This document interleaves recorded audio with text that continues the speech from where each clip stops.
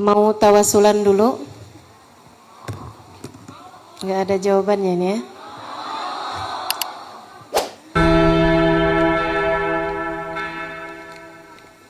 Tawasul itu artinya berdoa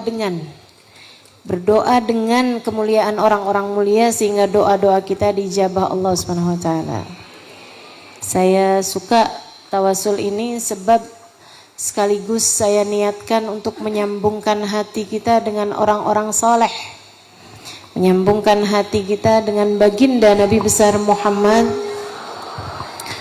umat sahabah serta segenap sahabat Nabi Muhammad. Terutamanya natawassal bil hubabah, kita bertawasul dengan Sayyidah Khadijah, istri Nabi kita Muhammad sallallahu alaihi wasallam, wal batulil mustatabah, dan Sayyidah Fatimatuz Zahra, putri Nabi besar Muhammad sallallahu alaihi wasallam. Fa'asa dakwah mujabah, semoga dengan keberkahan mereka semuanya doa-doa kita diijabah Allah Subhanahu wa taala. Doanya yassarallah ma ta'assar, Allah mudahkan kesulitan kita. Saya yakin yang hadir di sini banyak yang sedang berada dalam kesulitan, baik kesulitan secara ekonomi, kesulitan menata hati, kesulitan hubungan rumah tangga, kesulitan mendidik anak-anaknya, kesulitan menata hati sendiri. Karenanya kita minta pada Allah Subhanahu wa taala, semoga Allah memberikan kemudahan atas segala kesulitan-kesulitan kita. Dalam doa ini juga kita minta pada Allah, semoga Allah Subhanahu wa taala fa'asa yubri dimami, Allah ampuni segala dosa-dosa kita. Rabbana yu'tir raghaib, Allah kabulkan segala hajat dan permohonan-permohonan kita. Kullahum yaqduna daini, yang pada punya hutang mudah-mudahan diberi kemudahan dapat melunasi hutangnya. Fa'asa yusri iwaji, semoga Allah luruskan keadaan kita biar lurus akhlaknya, lurus ibadahnya, lurus ilmunya, lurus hatinya, lurus cara berfikirnya. Rabbistur lil qabih, Allah tutup aib-aib kita. Ruma'amil bil malihi, selalu memperlakukan kita dengan manis di sisa hidup kita. Yaftahur rahmanu babah, doa ini diakhiri dengan semoga Allah membukakan pintu rahmatnya lebar-lebar untuk kita sekalian pada hari ini. Amin ya rabbal alamin. Kita baca bersama-sama.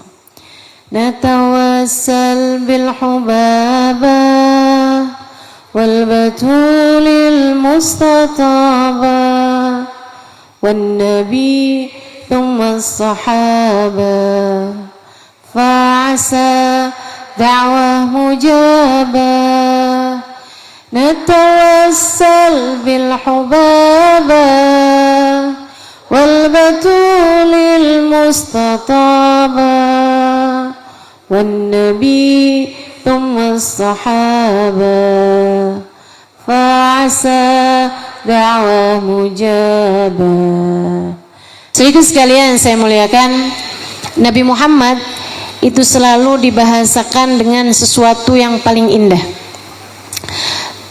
Saya berulang kali berpikir kenapa Allah SWT jadikan Nabi Muhammad itu seindah-indah makhluk. Padahal kalau untuk ditaati, kalau untuk disayangi, nggak harus jadi secakep-cakep manusia. Saya sering dengar tidak harus cantik untuk dicinta, akan tetapi sebaliknya, kalau kamu dicinta, kamu jadi terlihat cantik di hadapan pecintamu, katanya gitu. Sebagai istri, kamu pengen disayang sama suamimu, nggak harus ganti-ganti hidung, nggak harus tiap hari ganti soft lens, hari ini biru, besoknya hijau. Tanyain sama suaminya, kok hari ini soft lens kamu hijau? Buat ngingetin kamu kalau kamu belum transfer. Biasanya kan mata suka hijau kalau ngeliat duit ya. Teman-teman sekalian saya muliakan, tidak untuk dicinta, akan tetapi ketika kamu dicinta, kamu akan terlihat cantik dalam pandangan pecintamu. Jadi kalau saya pikir-pikir, Nabi itu nggak harus segitunya sama Allah dibikin cakep untuk membuat umatnya mencintai beliau. Umatnya bakalan cinta kok, dengan segala keistimewaan beliau, akhlak beliau yang mulia, dan al-hadi ila siratikal mustaqim, orang yang menunjukkan kepada kita jalannya Allah Subhanahu wa taala, yang menunjukkan kepada kita jalan menuju surga. Bagaimana mungkin kita nggak cinta? Kayak apapun orangnya.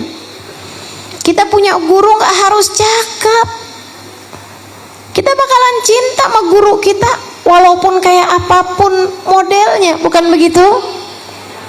Betul? Saudariku sekalian yang saya muliakan, akan tetapi Allah Subhanahu wa taala jadikan baginda kita Nabi besar Muhammad sallallahu alaihi wasallam sebagai makhluk yang sangat rupawan, sangat cakep. Diliatin apanya pun cakep. Kenapa? Kenapa Allah Subhanahu wa taala menjadikan baginda kita Nabi Muhammad segitu cakepnya? Kenapa?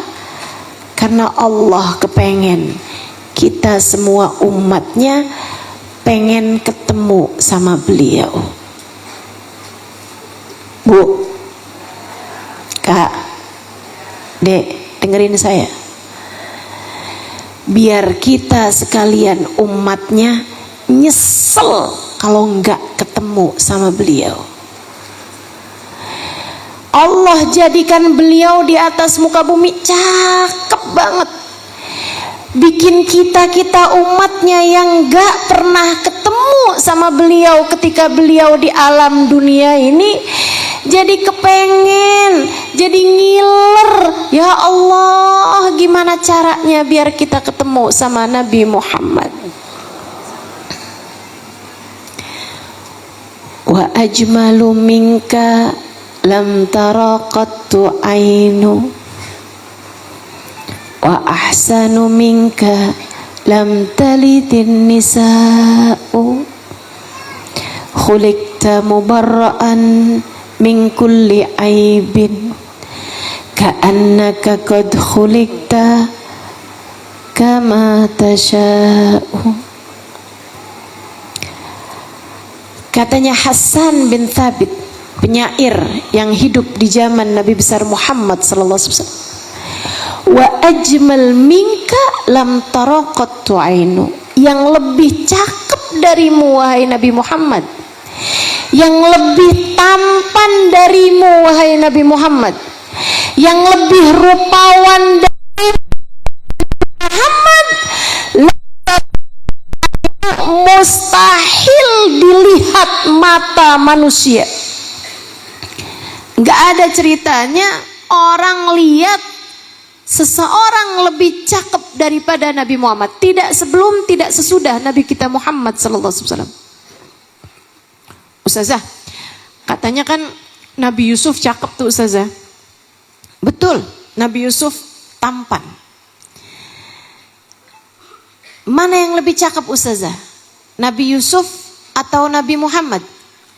Sayyid Muhammad bin Alwi bin Abbas Al-Maliki dalam kitabnya Al-Insanul Kamil mengatakan, "Idza u'tiya Yusuf syatrul jamal faqad u'tiya nabiyyuna Muhammad sallallahu alaihi wasallam al-jamal kullah." Jika dikatakan bahwasanya Nabi Yusuf telah Allah berikan separuh ketampanan, ketahuilah bahwa Nabi kita Muhammad sallallahu alaihi wasallam telah Allah karuniakan ketampanan seutuhnya. Kalau Nabi Yusuf setengah ketampanan, Nabi Muhammad ketampanan sepenuhnya. Tapi kok Kalau Nabi Yusuf ada yang pernah iris-iris tangan tanpa terasa ketika melihat ketampanannya. Tercengang, terpesona melihat ketampanan Nabi Yusuf sampai-sampai tidak sadar telah mengiris-iris tangan-tangan mereka. Kenapa? Kalau di Nabi Muhammad nggak ada tuh yang ceritanya iris-iris tangan. Para ulama menjawab, karena Nabi Yusuf itu tampan dan ketampanannya mengalahkan cahayanya. Sementara Nabi Muhammad lebih tampan, akan tetapi cahayanya lebih terang daripada ketampanannya. Cahayanya Nabi Muhammad sallallahu alaihi wasallam mengalahkan ketampanannya. Karenanya kayak ngelihat sesuatu yang sangat terang benderang, orang lebih memilih untuk menundukkan kepalanya.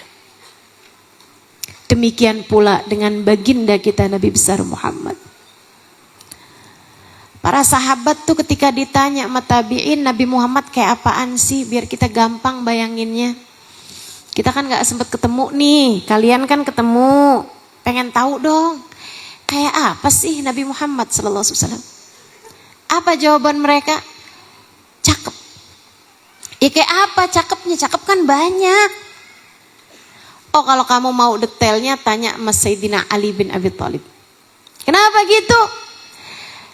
Karena kami, kata para sahabat, kunna amaman Nabi sallallahu alaihi wasallam, kami di hadapan Nabi Muhammad akan selalu menundukkan kepala kami, ka'anna ala ru'usina thair, kayak ada burung di atas kepala kami yang kalau kami angkat kepala kami takut burungnya akan terbang. Di depan Nabi Muhammad kami semua hanya akan menundukkan kepala. Karena kewibawaan baginda Nabi besar Muhammad sallallahu alaihi wa ala alihi wa sahbihi wasallam. Nabi Muhammad cakep banget. Sayyidina Ali yang meriwayatkan tentang Nabi Muhammad. Hadis-hadis yang banyak mengenai paras Nabi Muhammad, rupa Nabi Muhammad itu periwayatnya kebanyakan Sayyidina Ali. Saudaraku sekalian saya muliakan, Sayyidina Ali menceritakan detailnya Nabi Muhammad sallallahu alaihi wasallam. Kayak yang dituliskan di ba'i ini. Alfiyul anfi, mimiyul fami, nuniyul hajib.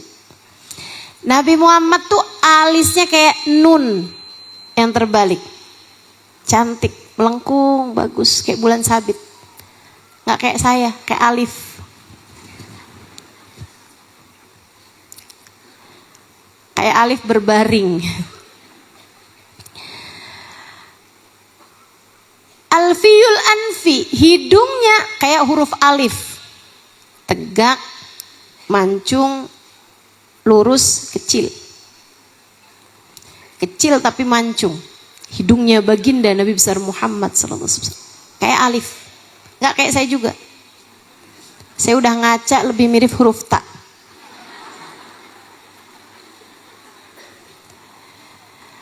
Mimiul hajib. Bibir beliau asli dari sananya cantik, merah. Saudaraku sekalian saya muliakan, bahkan diriwayatkan sampai dengan beliau tua, bibir beliau tuh masih berwarna merah. Sallu ala Nabi.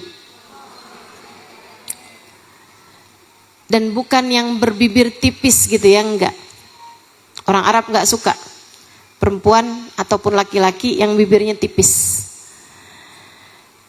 Di kita ganti-ganti, entaran suka yang tipis, sekarang lagi suka yang tebel. Sampai pada di filler ya. Disulam bibirnya biar kelihatan lebih tebal daripada aslinya. Baginda kita Nabi besar Muhammad sallallahu alaihi wasallam. Cakep benar. Sallu ala Nabi. Kenapa Nabi diciptakan Allah segitu cakepnya? Biar kita pada kepengen ketemu. Biar kita nih yang diceritakan tentang ketampanan Nabi Muhammad, ya Allah, pengen tuh lihat, pengen ketemu ya Allah. Kenapa Allah Subhanahu wa taala pengen buat kita ketemu sama Nabi Muhammad? Sebab Allah menjadikan pertemuanmu dengan Nabi Muhammad di akhirat adalah sebab keselamatan bagimu. Sebab Allah Subhanahu wa taala yang Maha Rahman, Maha Rahim menjadikan pertemuanmu dengan Nabi Muhammad di hari akhirat nanti adalah sebab kebahagiaan dan sebab kesenanganmu di akhirat nanti. Man ra'a wajhaka yas'ad ya karimal walidain. Siapapun yang memandang wajahmu akan selamat, wahai Nabi Muhammad.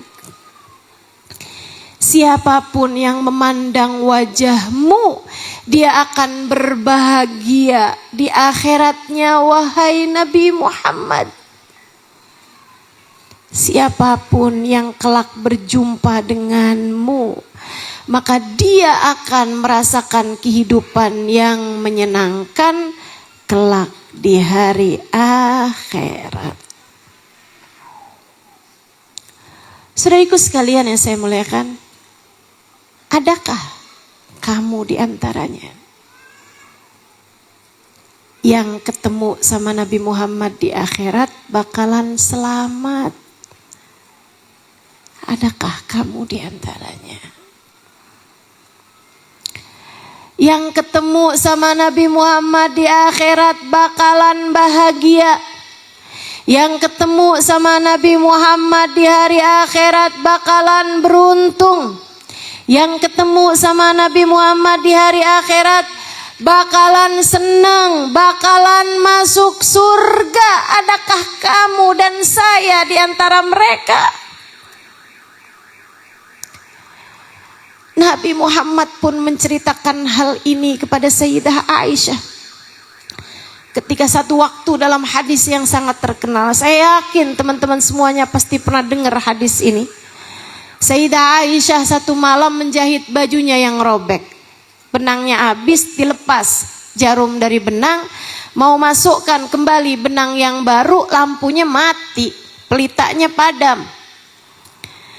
Kaget sama lampu padam, jarum beliau jatuh. Sayyidah Aisyah cari-cari dalam kegelapan, gak ketemu.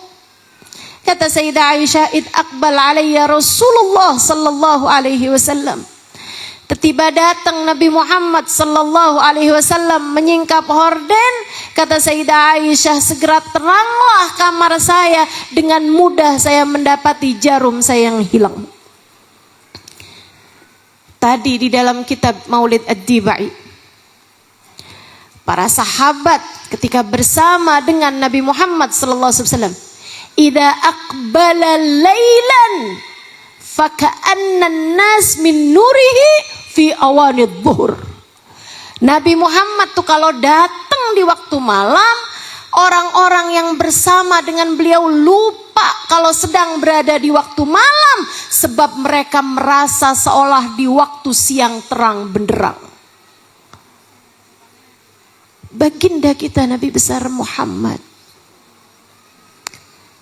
bagindamu Nabi besar Muhammad.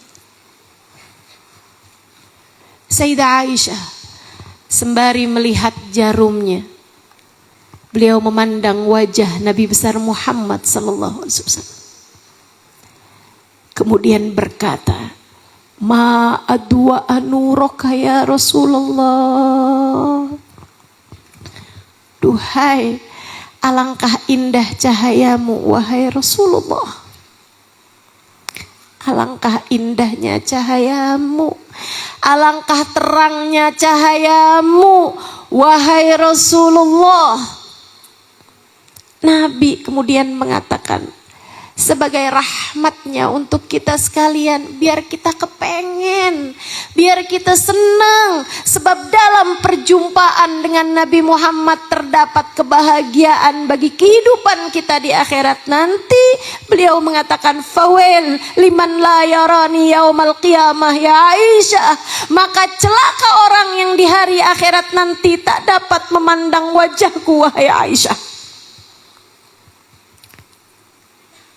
Maka celaka orang yang di hari akhirat nanti tak dapat memandang wajahku wahai Aisyah. Adakah kamu di antara yang dimaksud dalam hadis tersebut? Na'udzubillah min dzalik.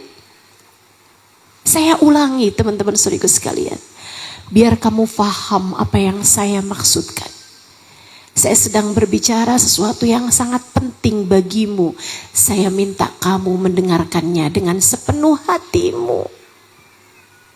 Sebab saya menyampaikannya dari hati saya yang terdalam. Adakah kamu di antara yang akan berbahagia memandang wajah Nabi Muhammad kelak di hari akhirat? Ataukah na'udzubillah tsumma na'udzubillah, adakah kamu di antara yang terhalang untuk memandang wajah Nabi Muhammad kelak di hari akhirat nanti?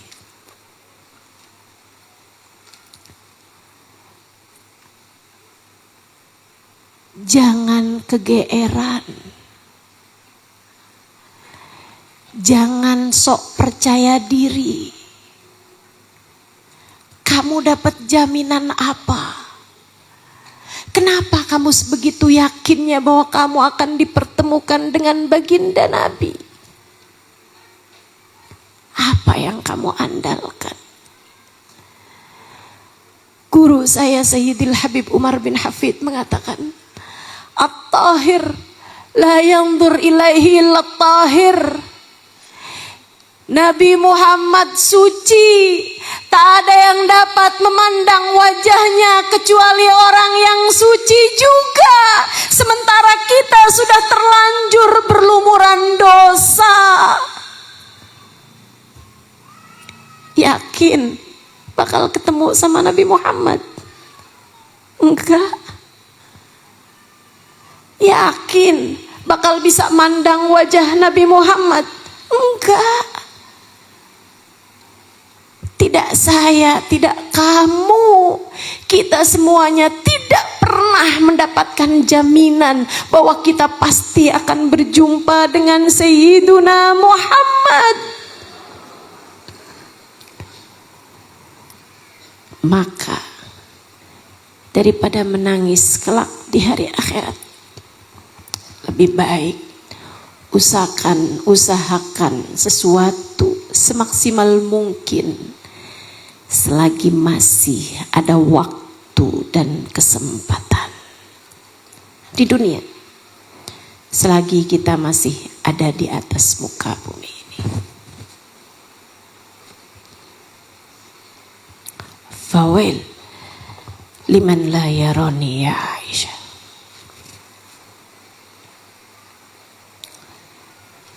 Saudariku sekalian yang saya muliakan,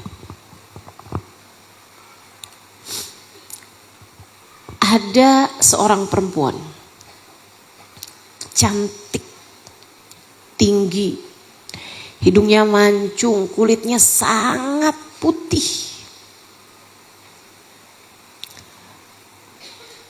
Salah satu dari perempuan-perempuan bangsawan di kota Mekah. Dari cantiknya sampai orang lupa siapa namanya. Semua memanggilnya dengan panggilan Ummu Jamil, sang ratu kecantikan. Istri dari seorang bangsawan Mekah, pemilik nasab yang sangat mulia. Suaminya tampan, rupawan, kaya, bernama Abu Lahab. Itu keluarga cakep-cakep semua. Itu keluarga sangat mapan. Itu keluarga sangat terhormat nasabnya, sangat mulia kehidupannya. Dan sekali lagi kaya raya pula. Semua orang memuliakannya. Semua orang memuliakannya. Akan tetapi sesudah datangnya Islam, Nabi kita Muhammad sallallahu alaihi wasallam menyampaikan risalah. Ia menjadi seseorang yang sangat anti dan membenci baginda kita Nabi besar Muhammad, hingga berusaha untuk mencegah dakwah Nabi Muhammad dengan berbagai macam cara dan upaya. Salah satunya adalah dengan menjadikan anak-anak mereka, 2 anak laki-lakinya yang beristrikan 2 putri Nabi besar Muhammad sallallahu alaihi wasallam, yaitu Sayyidah Ruqayyah dan Sayyidah Ummu Kalthum, menceraikan istri-istrinya. Biar Muhammad sibuk ngurusin 2 janda di rumahnya, ceraiin aja istrimu itu, biar Muhammad enggak lagi kepikiran buat berdakwah. Dia tuh kayaknya tuh ngajakin orang buat Islam karena dia kurang kerjaan kali, dah ceraiin aja istri kalian biar Muhammad punya banyak kerjaan ngurusin janda-janda di rumahnya. Saudara sekalian saya muliakan, sang istri Ummu Jamil, kebenciannya kepada Nabi Muhammad luar biasa. Sampai-sampai hammalatal hatab, kata Allah Subhanahu wa taala dalam Al-Qur'an, nyari kayu bakar yang gede-gede durinya. Di Arab, saya tinggal lama di Arab, bukan jadi TKW ya. Saudara sekalian, itu ada tuh pohon-pohon yang durinya segede-gede jari telunjuk saya nih. Besar-besar banget duri-durinya. Wah, mantep banget tuh kalau orang kakinya kena duri tersebut. Udah kayak kena paku, teman-teman. Nah, itu banyak tuh di rawa-rawa tuh. Suka ada tuh. Nah, itu kerjaannya Ummu Jamil. Ummu Jamil suka nyari kayu-kayu yang punya duri-duri yang besar-besar tersebut. Dia taruhkan duri-duri itu di jalanan yang kiranya akan ditempuh, dijalani oleh Nabi besar Muhammad sallallahu alaihi wasallam. Orang tuh emang kalau benci suka rada nggak bisa mikir. Makanya jangan biarkan hatimu penuh dengan kebencian terhadap siapapun. Suka jadi rada-rada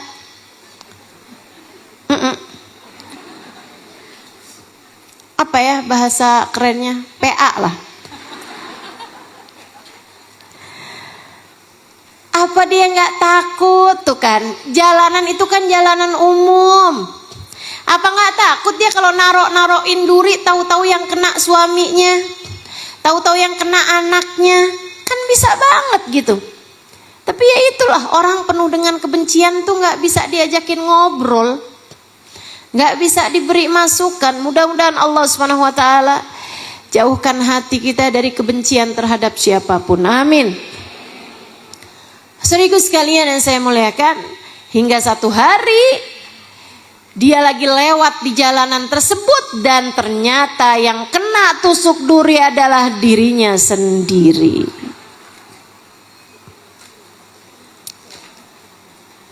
Itu tuh.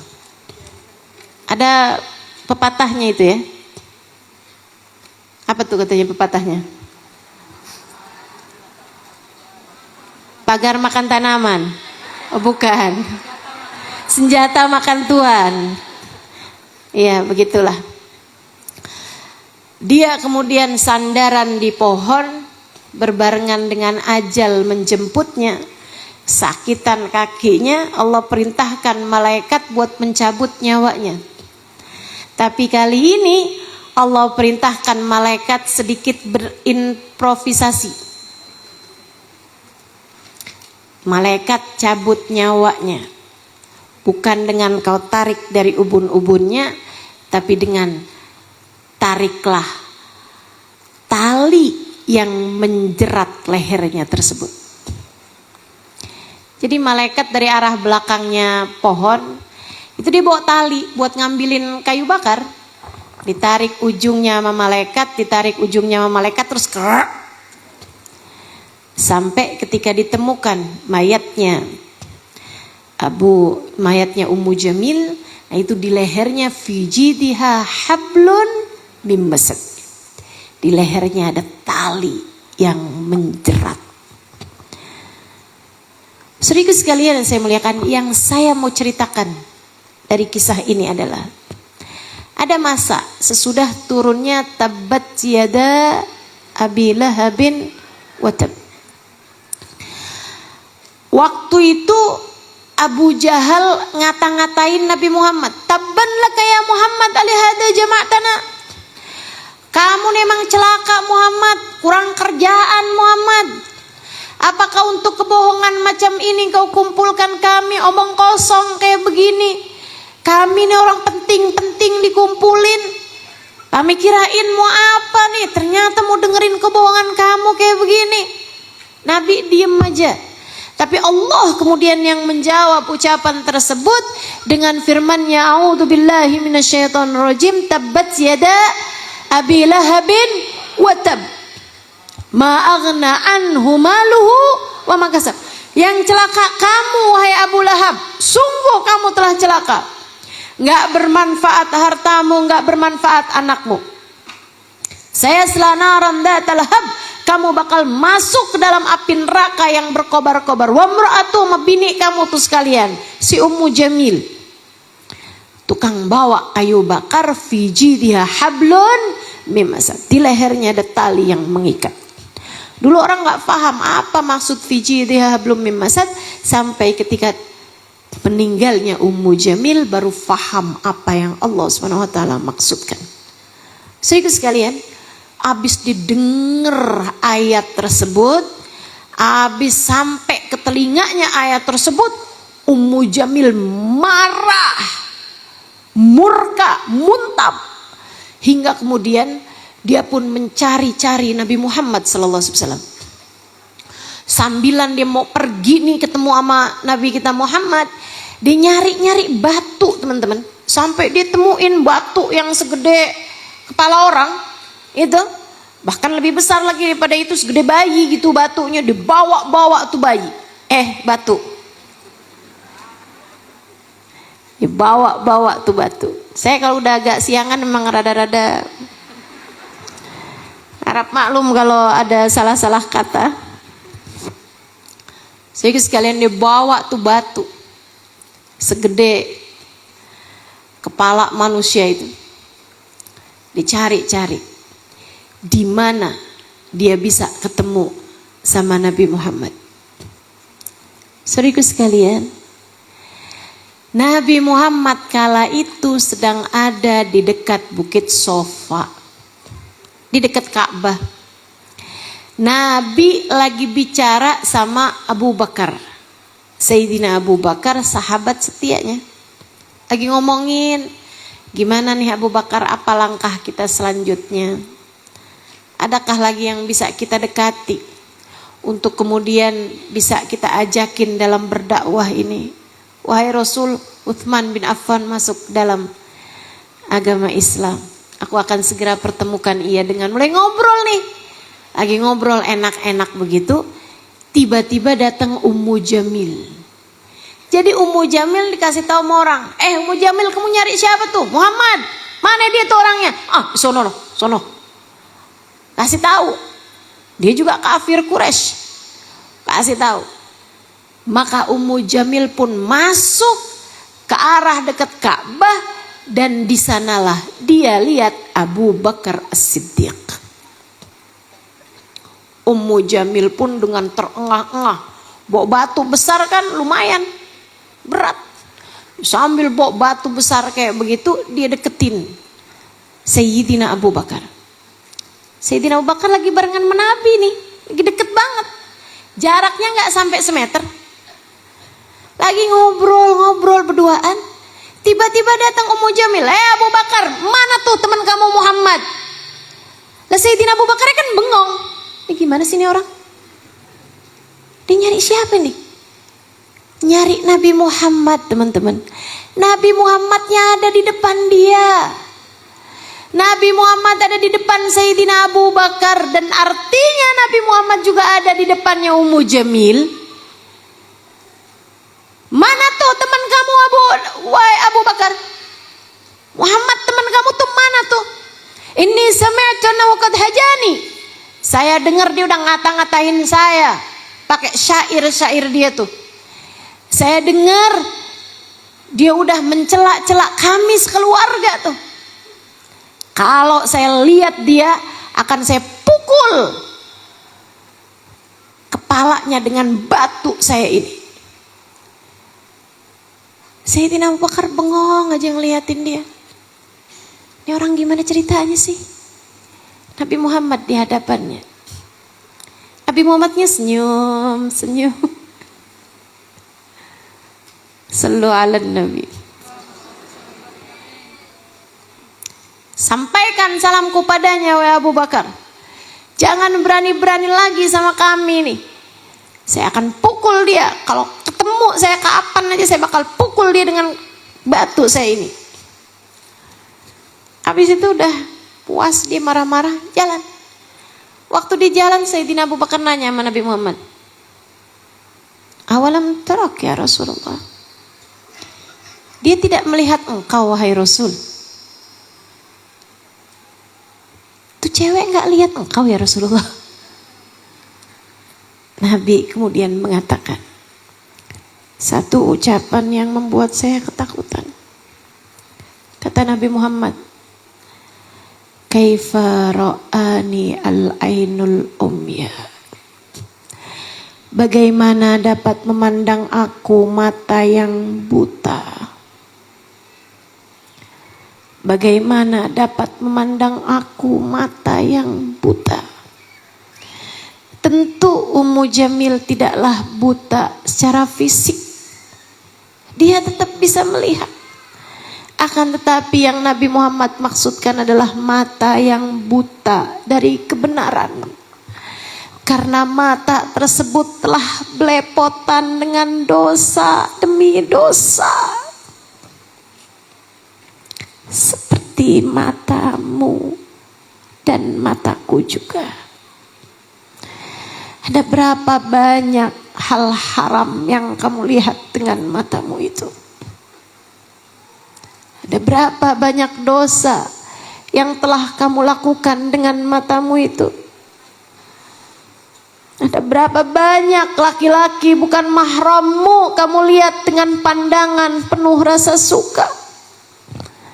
Ada berapa banyak umat Islam kamu pandang dengan pandangan menghina? Bahkan kepada orang-orang yang seharusnya kamu sayangi. Kaifa ra'atni al-ainul umya. Bagaimana dapat memandang aku mata yang buta. Buta dari kebenaran. Mata yang buta karena terlalu kotor dengan dosa demi dosa. Ummu Jamil bahkan sejak di dunia sudah Allah perlihatkan. Allah memperlihatkannya kepada kita. Oh, ada banyak mata yang terhalang dari baginda Nabi besar Muhammad saat menghadiri acara Maulid Nabi. Kita seharusnya bertanya-tanya, ya Allah, di manakah posisiku dari Nabi Muhammad? Di manakah posisiku dari Nabi Muhammad? Sebab yang selamat yang dekat dengan Nabi Muhammad. Sebab yang selamat di hari akhirat adalah orang yang dekat dengan Nabi Muhammad. Dan yang tidak selamat di hari akhirat adalah orang yang terhalang dari Nabi Muhammad. Saudariku sekalian, selebihnya mata-mata manusia yang beruntung adalah yang memandang wajah Nabi besar Muhammad. Sayyidina Hassan ibn Thabit, yang saya sampaikan bait-bait syairnya tadi itu, wa ajmal minka lam tara qattu ainu, yang lebih cakep darimu wahai Nabi Muhammad tak akan pernah dilihat mata siapapun. Wa ahsanu minka lam talidin nisa'u, yang lebih baik darimu wahai Nabi tak akan pernah dilahirkan wanita manapun. Khuliqta mubarra'an min kulli aibin, engkau tercipta tanpa celah, engkau tercipta tanpa kekurangan yang ada, engkau terlahir tanpa ada aib sedikit pun ya Rasulullah. Ka'annaka qad khuliqta kama tasya'u, seolah-olah engkau lahir sesuai dengan pesananmu. Kalau ada orang sebelum lahirnya pakai ditanya dulu, kamu maunya yang kayak gimana? Katanya Zaid Hasan bin Thabit itu yang lahir Nabi Muhammad SAW. Cakep semuanya. Matanya cakep, hidungnya cakep, bibirnya cakep, mukanya cakep, rambutnya cakep, kulitnya cakep. Aromanya wangi. Akhlaknya cakep, sabarnya cakep. Tawadunya cakep, ilmunya cakep, sholatnya cakep, sedekahnya cakep, jihadnya cakep, semuanya cakep. Ucapannya cakep, suaranya cakep. Sallu ala Nabi. Hassan bin Thabit salah satu dari orang beruntung itu, yang subhanallah justru dia itu datang ke Mekah bukan buat masuk Islam, bukan buat ketemu sama Nabi Muhammad. Saudara sekalian saya muliakan, ini kadang takdir tuh emang lain. Takdir tuh nggak seperti akal-akalannya manusia gitu. Takdir tuh bekerja di luar nalar manusia. Hassan bin Thabit adalah orang terkemuka pada masa tersebut karena dia adalah ahli syair terkemuka, yang bahkan syairnya itu dibayar mahal oleh orang-orang. Dulu orang zaman dulu tuh yang kaya-kaya adalah penyair. Zamannya Nabi Muhammad SAW, orang yang paling dicari orang itu adalah penyair. Karena orang zaman dulu itu kalau ngelamar bisa bawa syair dari seorang penyair-penyair yang terkenal, lamarannya jarang-jarang ditolak. Karena orang kalau ngelamar orang nih, apa yang kamu bawa gitu kan, saya bawa syair dari Hassan bin Thabit. Itu orang udah langsung tahu, oh ini orang kaya nih. Karena yang bisa bayar, bisa sewa Hassan bin Thabit buat bikinin syair, itu nilai syairnya tuh mahal. Jadi yang bisa bayar syair tersebut hanya orang-orang yang sangat mampu, hanya orang-orang yang sangat kaya gitu. Satu waktu Hassan bin Thabit ini didatangkan dari kampungnya, dari daerahnya dia ke Mekah. Siapa yang mendatangkan? Gak lain gak bukan Abu Lahab dan kawan-kawannya. Mereka bilang, kita nih udah segala macam cara nih sama Muhammad gak mempan-mempan. Yaudah dah, gimana kalau kita panggilin penyair paling jagoan, bikin syair menjelek-jelekan Muhammad. Abis itu kita bacain syairnya sebagai yel-yel, sebagai lagu-lagu yang kita terus nandungkan, terus diulang-ulang di telinga orang, sehingga akhirnya mereka terbiasa mengumandangkan syair-syair tersebut. Akhirnya kemudian jadi menjelekkan nama Nabi Muhammad, jadi mengotori citra Nabi kita Muhammad sallallahu alaihi wasallam. Tujuan mereka kayak begitu. Datang Hassan bin Thabit, ada job gitu kan, ketemu nih sama pemuka-pemuka Quraisy. Mereka tanya, Hassan, kamu biasanya dibayar berapa? Misal nih, anggap Hassan bilang, saya biasa dibayar satu syairan saya 200 juta. Misal, seperti yang tadi saya sampaikan, mahal. nilai syair pada masa tersebut. Baik Hasan, kalau gitu kamu sekarang kami akan bayar 2 kali lipat. Jadinya 400 juta. Kami akan bayar tunai, nggak pakai utang saat ini juga. Kamu hanya perlu ngelihat satu orang ini, kamu tulis hija. Karena syair itu ada 2, ada madah, ada hija. Madah itu adalah syair berisi puji-pujian, makanya disebutnya burdah tuh madah. Madah burdah atau burdah al-madih. Itu ya, burdah yang berisi pujian kepada baginda Nabi besar Muhammad sallallahu alaihi wasallam. Kamu Hasan bikinin untuk kita hija. Syair yang isinya menjelek-jelekan seseorang.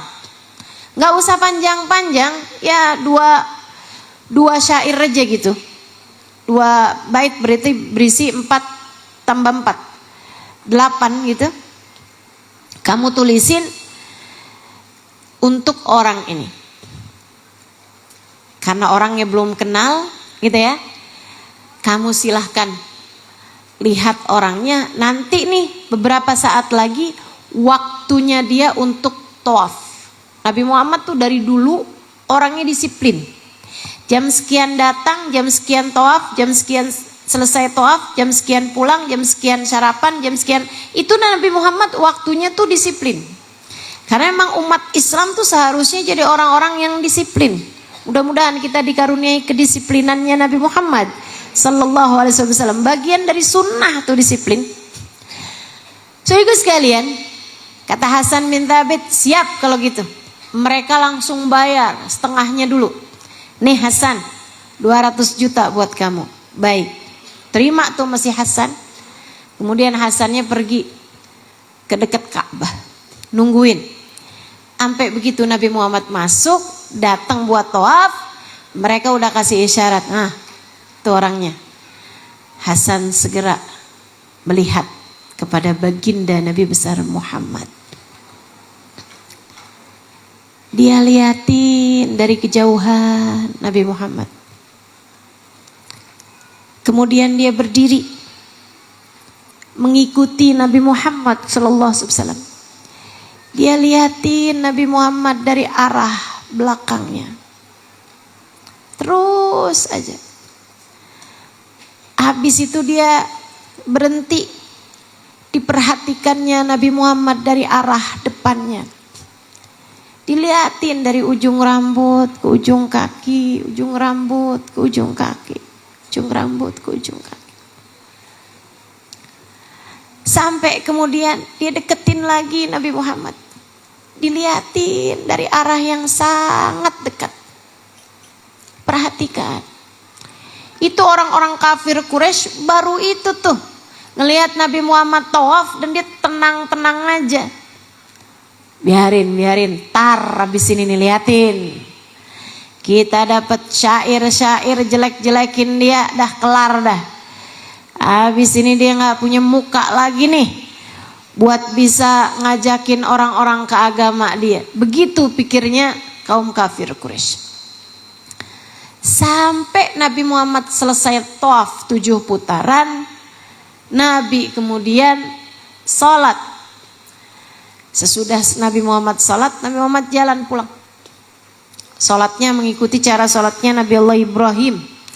Sebab di masa itu belum turun perintah sholat 5 waktu dan sholat-sholat sunnah lainnya di malam Isra Mi'raj. Ini kejadian jauh sebelum Isra Mi'raj.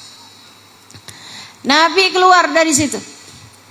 Habis Nabi keluar dari situ, terlihat Hasan bin Thabit duduk di batu yang tadi dia nungguin Nabi Muhammad. Dia kemudian mulai nulisin bait-bait syair. Orang-orang nungguin, wah udah dapet nih syairnya nih. Lancar tuh kayaknya tuh. Oh emang gampang sih nulisin syair-syair buat Muhammad nih emang. Dah nih habis ini selesai urusan kita sama Muhammad. Kita hancurkan nama baik dia, kita rusak citra dia, kita jelek-jelekan dia, kita cemarkan nama baik dia selama ini. Dah. Habis selesai nulis, Hasan kemudian menuju kepada orang-orang kafir Quraisy yang tadi ngutus dia. Tapi yang terjadi tidak seperti yang mereka perkirakan. Begitu nyampe di hadapan mereka, Hasan bin Thabit balikin duit yang tadi dia terima. Dia bilang, nih saya gak perlu sama duit kalian. Heran mereka, kenapa gitu? Saya gak bisa ngerjain apa yang kalian minta kepada saya. Kenapa begitu wahai Hasan? Ya karena kalian minta saya buat menulis kekurangan seseorang yang dia ternyata enggak punya kekurangan. Kalian minta saya menulis cela dari seseorang yang saya perhatikan dia dari arah manapun. Dia adalah seseorang yang tidak memiliki cela. Kalian minta saya menulis aib tentang seseorang yang bahkan tidak memiliki aib. Tapi kamu tadi nulis, Hasan. Ya, tapi tulisan saya tidak seperti yang kalian inginkan. Yang saya tulis ini tidak berisi cacian makian seperti yang kalian inginkan. Udah terlanjur Hasan, bacain aja dah, bacain. Bacain nih. Iya bacain aja. Gak nyesel kalian. Udah terlanjur, bacain dah. Dibacain sama Hasan bin Thabit. Kata Hasan, lamma ra'aitu anwaruhu sata'at. Lamma ra'aitu anwaruhu satahat. Wada'tu min khifati kaffi ala basari. Khawfan ala basari min husni suratihi. Falastu anzuruhu illa ala qadri. Ruhun minan nur fi jismin minal qamari kahulyatin nusijat minal anjumiz zuhri. Lamma ra'aitu anwaruhu satahat. Ketika aku melihat cahaya tersebut naik, ketika aku melihat cahaya itu datang, wada'tu min khifati kaffi ala basari. Segera kututupi mataku dengan kedua tangan. Khaufan ala basari min husni suratihi. Aku takut kilau cahayanya membutakan mataku. Falastu anzuruhu illa ala qadri. Padahal aku hanya melihatnya sekemampuanku. Ruhun minan nur. Dia bukanlah manusia biasa, melainkan ruhun minan nur. Ruhnya terdiri dari cahaya. Fi jismin minal qamari. Berbalut tubuh dari purnama. Kahulyatin nusijat minal anjumi zuhri. Memandangnya, mandang matanya, mandang tangannya, mandang kakinya, mandang tubuhnya, kulitnya, memandang cahayanya, memandang karismanya, memandangnya dari depan, dari belakang, dari samping, dari kanan, kiri. Kahulyatin nusijat minal anjumi zuhri. Seperti melihat seuntai kalung mutiara yang setiap butir-butirnya terdiri dari bintang paling terang di angkasa. Sallu ala Nabi Muhammad. Dilihat apaannya pun cakep, katanya Hasan bin Thabit. Subhanallah. Hasan kemudian berkata, kalian tahu di mana rumah orang itu? Mereka bilang rumahnya di arah sebelah sana tuh, rumahnya Khadijah. Kamu mau apa ke sana Hasan? Aku tahu dia bukanlah manusia biasa. Aku tahu dia pastilah nabi yang diutuskan oleh Allah. Aku akan datang menemuinya untuk masuk dalam agama Islam. Saudariku sekalian yang saya muliakan, nih mata nih. Matanya Ummu Jamil tajam, bagus, cakep. Emang Ummu Jamilnya cakep? Sehingga sekalian, tapi terhalang dari Nabi Muhammad. Matanya Hasan bin Thabit gak pernah lihat Nabi Muhammad, tapi begitu lihat udah bisa faham siapa Nabi Muhammad. Mata kamu akan jadi mata yang kayak gimana? Mata kamu mata yang seperti apa kira-kiranya? Kita berharap semoga tidak ada sesiapa pun terhalang dari Nabi Muhammad. Kita berharap semoga hari-hari kita ke depan kita bisa jadi orang-orang yang kelak akan Allah puaskan, akan Allah manjakan dengan kita dapat memandang wajah Nabi Muhammad. Kesenangan terindah di hari akhirat, bahkan oleh para pecinta dianggap sebagai kesenangan terindah di dalam surga Allah Subhanahu wa ta'ala jalla jalaluhu wa ta'ala azamatuh. Katanya Habibana Ali Habsyi radhiyallahu taala anhu wa radhah, penulis kitab Maulid Simtud Durar al-Jannah, ma saqani min wasfiha illa likaunil hibbi fihi khayyama. Surga tidak ada satu sifatnya yang membuat aku tertarik darinya. Bukan karena saya meremehkan surga, bukan. Tapi kata Habib Ali, kalau dibilang surga tuh kesenangannya ada makanan yang enak, saya tuh sama urusan makanan biasa-biasa aja. Para ulama, para aulia terbiasa nahan lapar. Jadi sama makanan tuh biasa-biasa aja. Nggak kayak kita nih. Lagi dengerin ceramah saya, ada anak kecil bawa es campur, udah matanya panjang aja. Sama es campur aja saya kalah. Saudaraku sekalian yang saya muliakan, kata Habib Ali Habsyi, al-jannah ma saqani min wasfiha. Surga nggak ada sifatnya yang membuat saya tertarik. Makanannya saya biasa aja, minumannya enak-enak. Aduh, saya urusan minuman biasa-biasa aja, kata Habib Ali. Kami terbiasa menahan haus, saya sama minuman biasa-biasa aja. Oh, di surga ada bidadari cantik-cantik. Maaf, urusan perempuan saya biasa-biasa aja.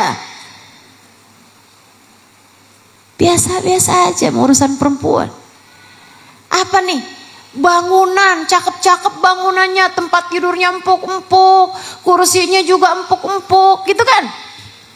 Kata Habib Ali Habsyi, urusan bangunan pula, urusan tempat duduk pula, tempat tidur pula. Duh, maaf, saya mah biasa-biasa aja. Terus Bib Ali nggak pengen masuk surga? Pengen. Kenapa gitu, Bib? Likaunil hibbi fihi khayyama, karena kekasih hati saya adanya di surga.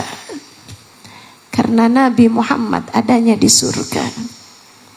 Karena Nabi Muhammad adanya di surga.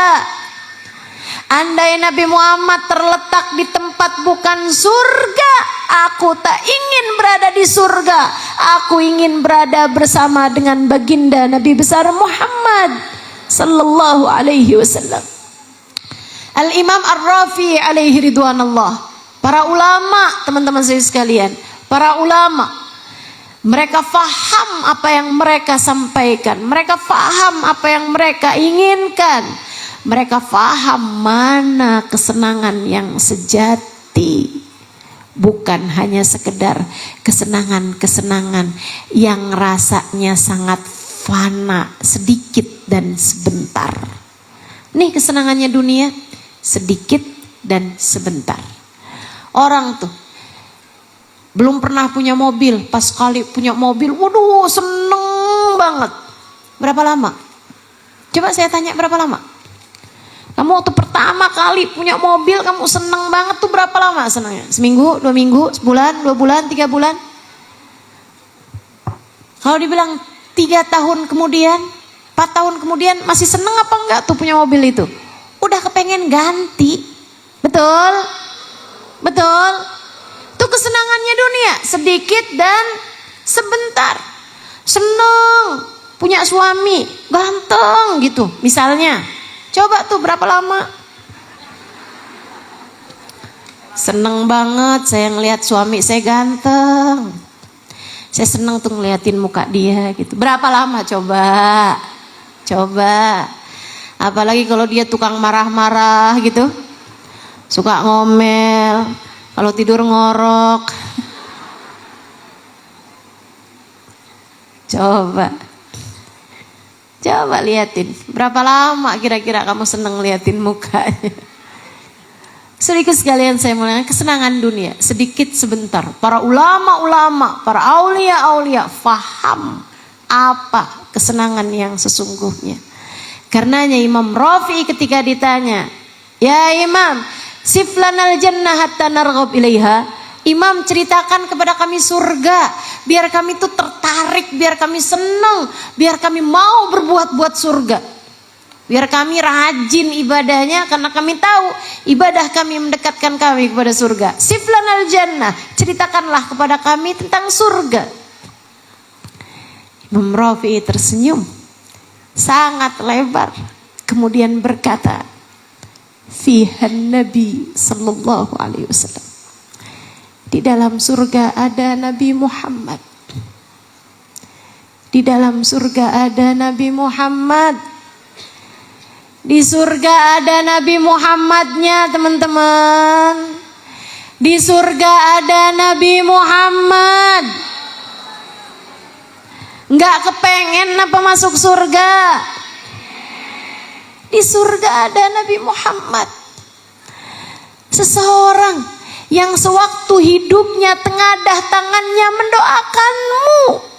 Seseorang yang akan membela dirimu habis-habisan. Seseorang yang rupawan. Seseorang yang baik semuanya. Seseorang yang menuntun langkahmu menuju surga Allah. Menuntun langkahmu menuju ridha Allah, memberitahu kepadamu jalan yang paling menyenangkan menjalani kehidupan. Maka yuk kita minta kepada Allah Subhanahu wa taala, Rabbi syarrifni bi ru'yati sayyidi wa ajli sadal qalbil kathiri sadauhu. Katanya Habib Ali Habsyi, Rabbi syarrifni bi ru'yati sayyidi. Ya Allah, muliakanlah kami dengan pertemuan dengan Nabi Muhammad. Ya Allah, muliakan saya dengan pertemuan dengan Nabi Muhammad. Ya Allah, muliakan semua yang hadir. Karuniakan kepada semuanya seindah-indah pertemuan dengan Nabi kami Muhammad. Jangan halangkan seorang pun di antara kami ya Allah. Jangan halangkan siapapun di antara kami ya Allah. Jangan jadikan seorang pun di antara kami menyesal karena di akhirat nanti tak dapat berjumpa dengan Nabi Muhammad. Ya Allah, jika untuk perjumpaan dengan Nabi Muhammad haruslah orang-orang yang bersih dari dosa-dosa. Kami yang terlanjur banyak mengerjakan dosa, ampunilah dosa-dosa kami ya Allah. Hamba-hambamu yang belepotan dengan dosa-dosa ini ya Allah. Hamba-hambamu yang belepotan dengan dosa ini ya Allah. Hamba-hambamu yang berlumuran dengan dosa ini ya Allah. Engkau melihatnya ya Allah. Di antara kami ada orang-orang yang kalau dosanya tidak engkau ampuni, ia pastilah terhalang tak dapat memandang wajah Nabi Muhammad. Di antara antara kami ada banyak orang-orang yang kalau tidak Engkau tutupi aib-aibnya, pastilah ia tidak akan dapat memandang wajah Nabi Muhammad. Di antara kami ada orang-orang yang jika Engkau biarkan kekotoran hatinya dari kecintaannya terhadap dunia, dari kerakusannya terhadap jabatan, dari ambisinya terhadap cinta manusia, membuat ia kelak terhalang dari Nabi Muhammad. Ya Allah, pandang semuanya, ampuni dosanya ya Allah. Pandang semuanya, ampuni dosanya ya Allah. Jangan hanya pandang yang solehah-solehah saja ya Allah, yang belum solehah juga pandang ya Allah. Solehahkan dia kemudian. Ya Allah, pandang semuanya dan terimalah semuanya sebagai umat Nabi Muhammad yang kelak berada dalam rombongan Nabi Muhammad, berada dalam barisan umat Nabi Muhammad yang akan masuk ke dalam surga di belakang Nabi Muhammad. Jangan hanya pandang yang sudah baik di antara kami ya Allah, yang belum baik juga pandang ya Allah. Jangan hanya lihat yang punya masa lalu yang begitu baik ya Allah. Jangan hanya lihat orang-orang dengan masa lalu yang indah ya Allah, yang masa lalunya gelap, yang masa lalunya suram, yang masa lalunya begitu kelabu, yang masa lalunya bahkan menjijikkan. Pandang juga dan sayangilah dia ya Allah.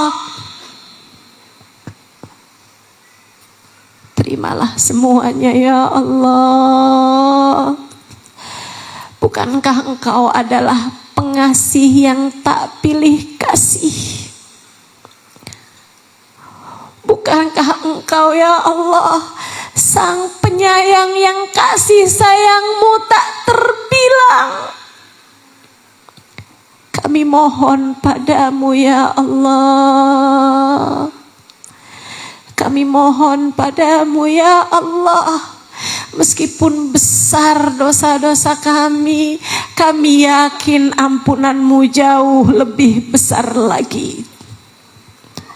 Bukankah Engkau yang mengatakan, wa rahmati wasi'at kulla syai', rahmatku meliputi segala sesuatu, kami bagian dari segala sesuatumu ya Allah.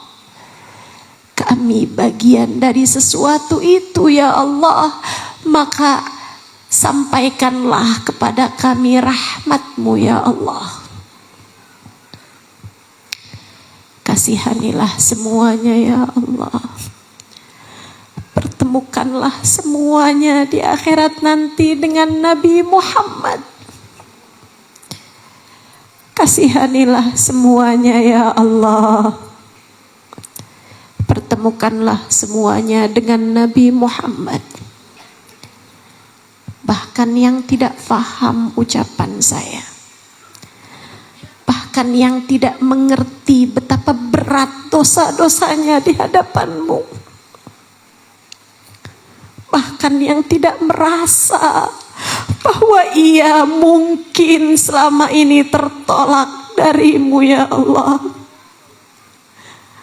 bahkan yang tidak tahu bahwa namanya telah tertulis di pintu-pintu neraka.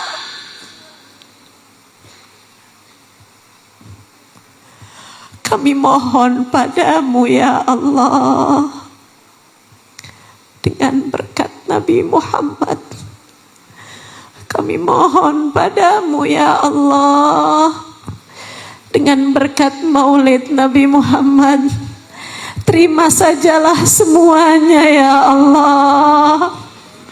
Kasihanilah sajalah semuanya ya Allah. Rahmatilah sajalah semuanya ya Allah. Masukkan sajalah semuanya ya Allah. Jangan ada yang disisakan ya Allah. Jangan ada yang tertinggal ya Allah. Masukkan semuanya dalam rombongan Nabi Muhammad. Masukkan sajalah dalam rombongan Nabi Muhammad.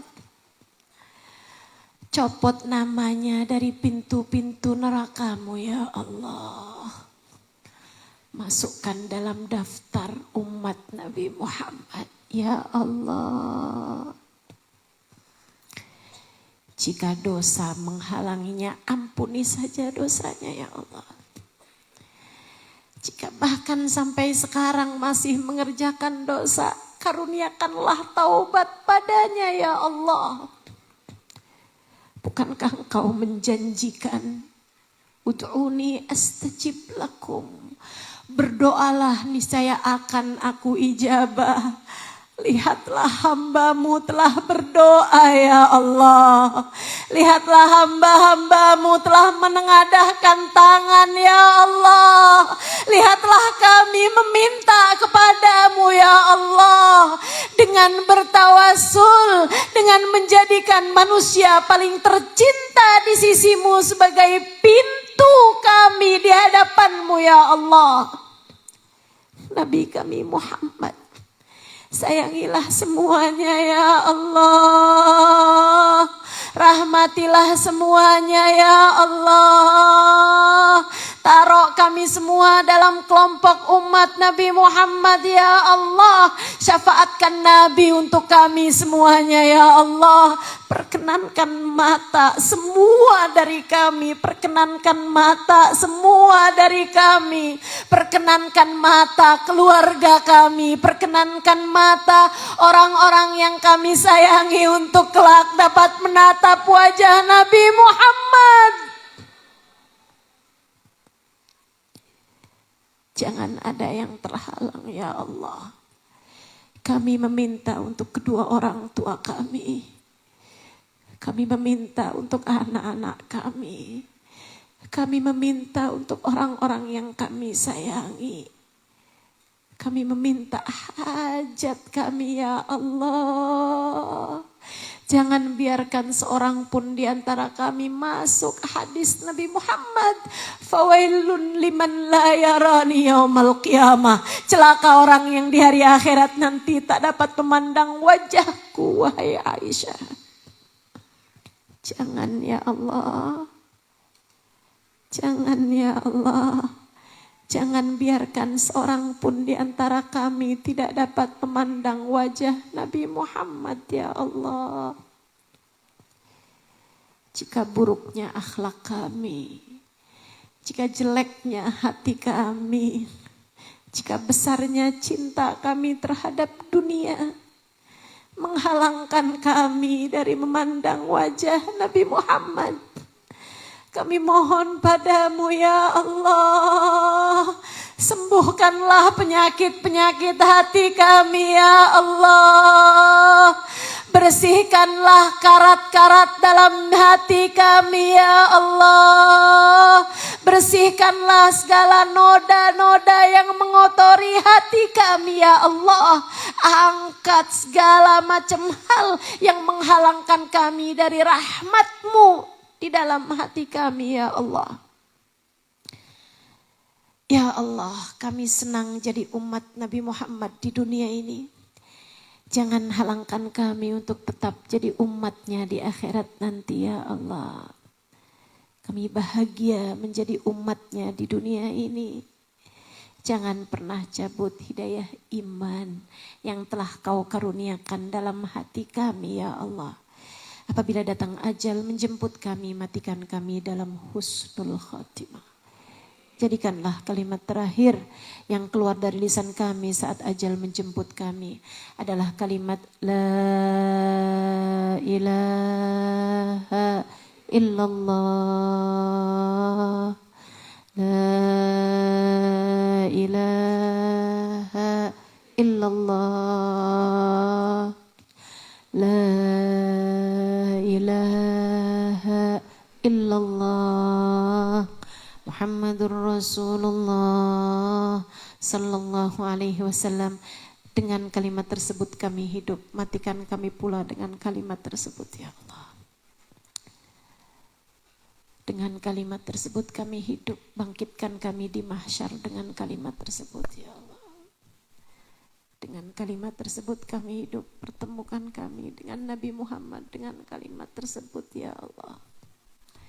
Dengan kalimat tersebut kami hidup, sampaikan kami di telaga Kautsar dengan kalimat tersebut ya Allah. Dengan kalimat tersebut kami hidup, dengan kalimat tersebut kiringkan kami di belakang Nabi Muhammad ya Allah. Dengan kalimat tersebut kami hidup, dengan kalimat tersebut masukkan kami ke dalam surgamu ya Allah. Tanpa hisab, tanpa adab, birahmatika ya arhamar rahimin, wa bijudika ya ajwadal ajwadin, innahu waliyu dhalika wal qadir alaih. Wa sallallahu ala sayyidina Muhammadin wa ala alihi wa sahbihi wa sallam. Bifadli subhana rabbika rabbil izzati amma yasifun. Wassalamun alal mursalin. Walhamdulillahi rabbil alamin. Taqabbalallahu minna wa minkum, taqabbal ya karim. Saya mohon